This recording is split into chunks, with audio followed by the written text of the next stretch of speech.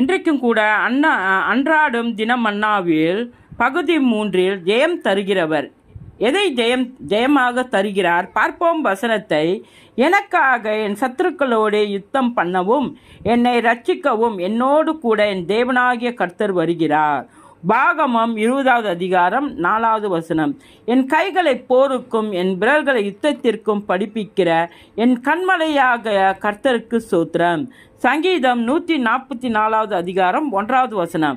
மரணமே உன் கூர் எங்கே, பாதாளமே உன் ஜெயம் எங்கே என்று நான் வெற்றி முழக்கமிடுவேன். 1 கொரிந்தியர் 15வது அதிகாரம் 55வது வசனம். நான் கிறிஸ்துவுக்குள் வாலிபனாய் இருந்து பொல்லாங்கனை ஜெயித்து வெற்றி சிறப்பேன். 1 யோவான் 2வது அதிகாரம் 10வது வசனம். நான் தேவனால் உண்டாயிருந்து அந்த கரத்தின் ஆவிகளை ஜெயிப்பேன், அந்தகாரத்தின் ஆவிகளை ஜெயிப்பேன்.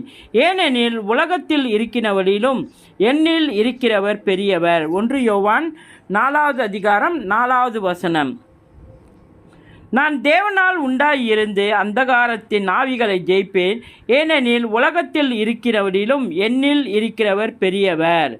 எனக்கு விரோதமாய் ஒரு பாளையம் இறங்கினாலும் என் இருதயம் பயப்படாது. என்மேல் யுத்தம் எழும்பினாலும் கர்த்தரிலே நான் நம்பிக்கையாயிருப்பேன்.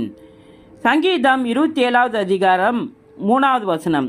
ஒரு வழியாய் எனக்கு விரோதமாய் புறப்பட்டு வருவார்கள், அவர்கள் 7 வழியாய் எனக்கு முன்பாக முறிந்தோடி போவார்கள்.